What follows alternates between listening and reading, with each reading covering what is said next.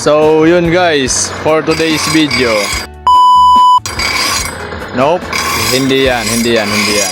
Ito guys. May i-restore tayong dalawang knife na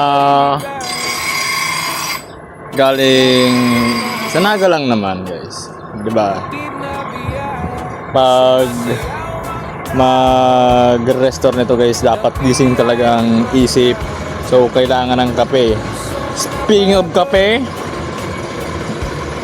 kung taga-naga ka lang naman guys, puntahan nyo na. Pati mga hiwa doon, maganda yung hiwa doon kasi mga knife doon guys. May dalawa na tayo na restore na knife sa kanila. Ito pa ang dalawa. Pati mga hiwa doon maganda kasi tayo nagpatalas ng mga knife down. Yan, na-unwrap na natin. Ito yung i-restore natin. Isang Gyoto na mahaba.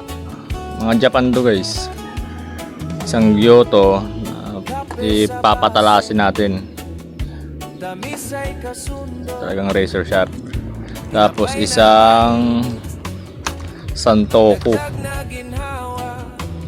Yan, papatalasin din natin to. So yun. Let's go.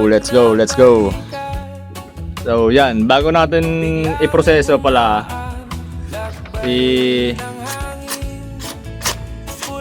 wala guys, hindi ko makapit sa hilang talas.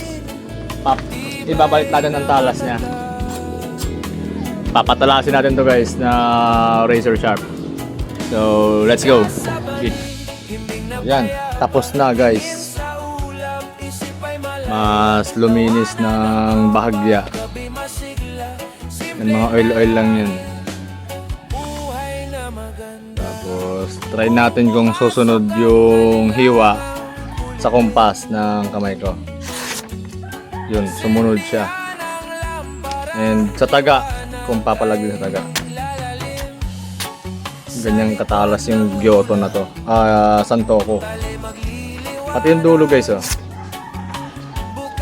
Masarap itong panghiwa.